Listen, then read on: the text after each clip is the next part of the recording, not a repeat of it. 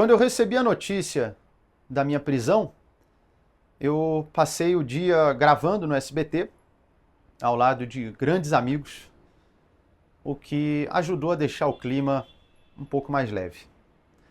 Muito já se falou dessa minha condenação, que é a liberdade de expressão, a diferença entre uma piada num palco e uma declaração, que leva um humorista a sério, político na palhaçada, que liberdade de expressão não é de opressão, que piadas podem ofender, etc.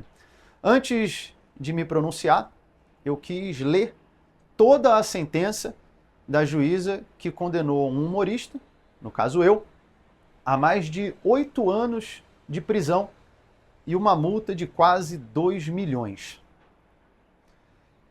Esse vídeo não é de piada, eu estou em casa com meus gatos.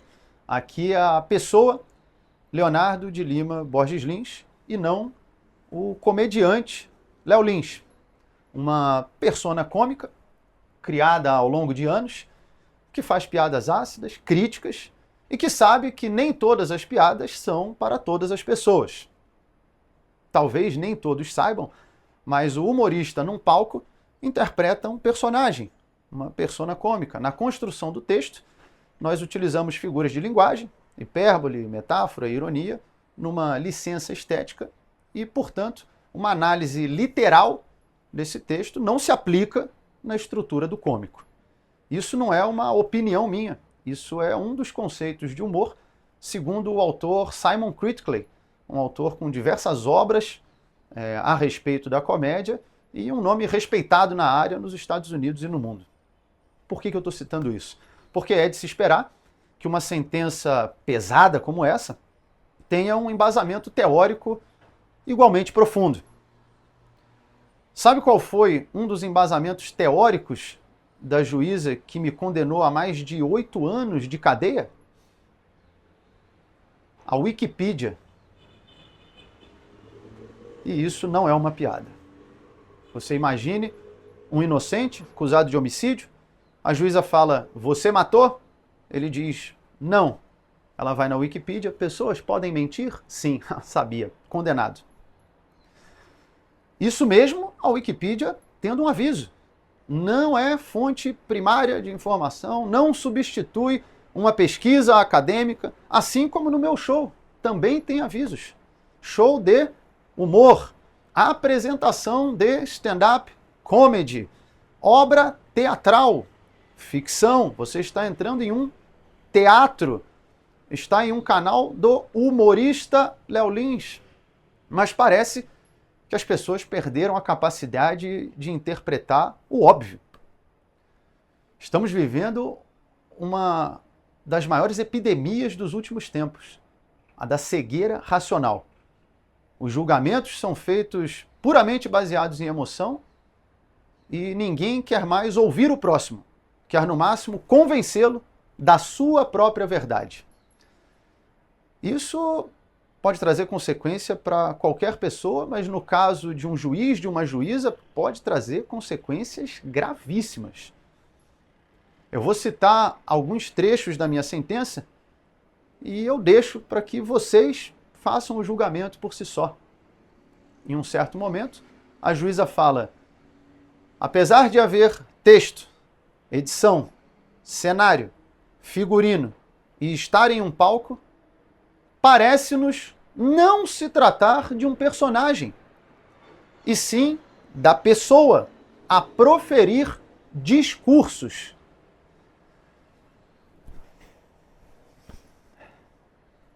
Eu te mostro a cabeça de um jacaré, o corpo de um jacaré, o rabo de um jacaré, e eu pergunto que animal é esse e você responde é um camelo. Aí não adianta mais argumentar. Não importa o que eu fale ou o que eu mostre, você já decidiu antes de olhar. Em um outro trecho, ela fala, e por mais que tenha acontecido em um teatro, ao ir para o YouTube, saiu do teatro. Então, a partir de agora, se eu assistir um filme de romance, eu posso processar os atores do filme por atentado ao pudor, porque a cena romântica entre o casal não aconteceu mais no estúdio do cinema, e sim aqui na sala da minha casa. Isso é de uma limitação cognitiva grave e preocupante. E em outra passagem ela fala: mesmo que fosse um personagem, ainda assim há crime. Aí acabou. Porque se um personagem pode cometer um crime, agora dá para prender a atriz que faz a vilã da novela, o ator que faz o vilão no filme, numa série. Eu espero que os humoristas, que a classe artística, que as pessoas em geral entendam a gravidade de uma sentença como essa. Eu sei que muitos estão indignados com a minha condenação, alguns estão felizes, porque é isso que virou a nossa sociedade. Um coliseu romano onde cada grupo vibra quando um suposto adversário, às vezes nem é, cai ou é empurrado aos leões. E enquanto a plebe se mata, os imperadores assistem do camarote, invioláveis e intocáveis. Para que rumo está indo a nossa sociedade? Os valores estão sendo invertidos, um olhar vira um estupro, uma piada, um discurso de ódio, e a corrupção vira o padrão. A gente acostumou tanto com desvios de caráter que, quando estamos diante de uma virtude, ela vira digna de elogio. Não, esse prefeito é muito bom, esse aí nunca roubou, nunca se envolveu em corrupção. Mas isso era para ser a regra, não a exceção. Como é que a gente chegou aqui? Em parte, eu te digo, vestindo os vícios com um manto da moralidade. Usam esse manto há tanto tempo que às vezes nem percebem o erro.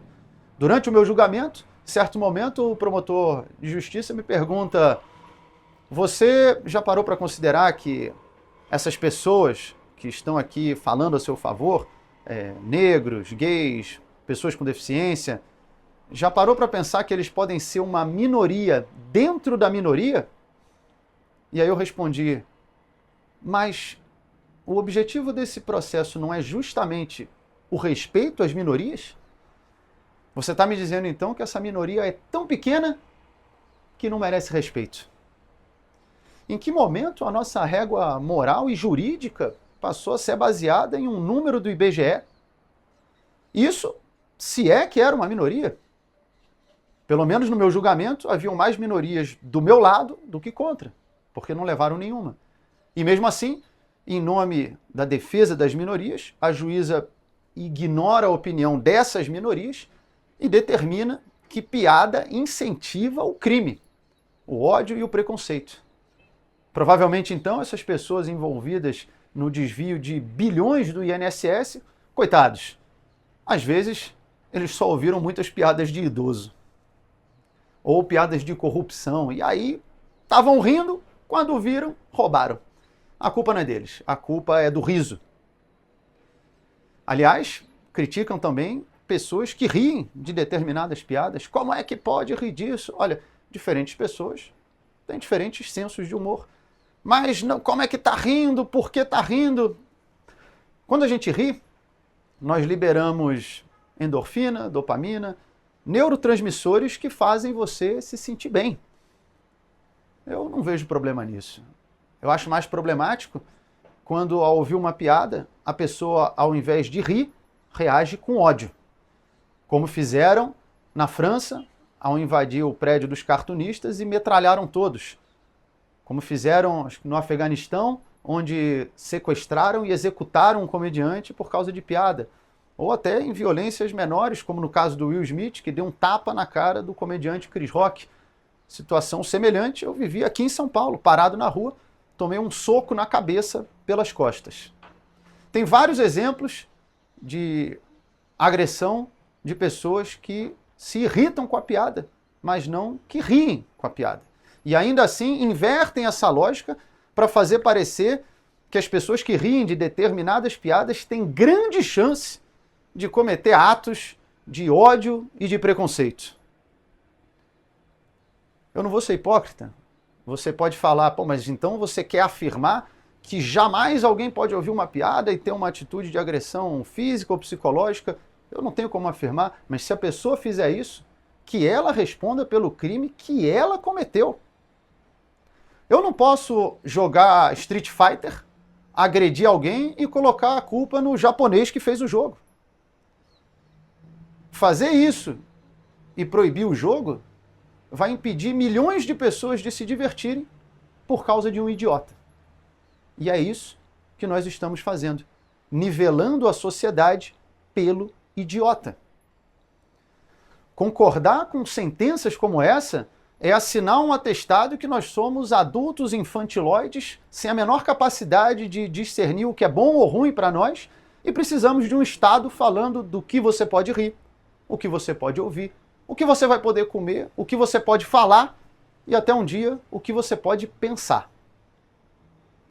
Por isso, eu agradeço muito a todos vocês que estão me apoiando. Agradeço aos colegas, familiares, aos humoristas, juristas, jornalistas. Eu recebi milhares de mensagens.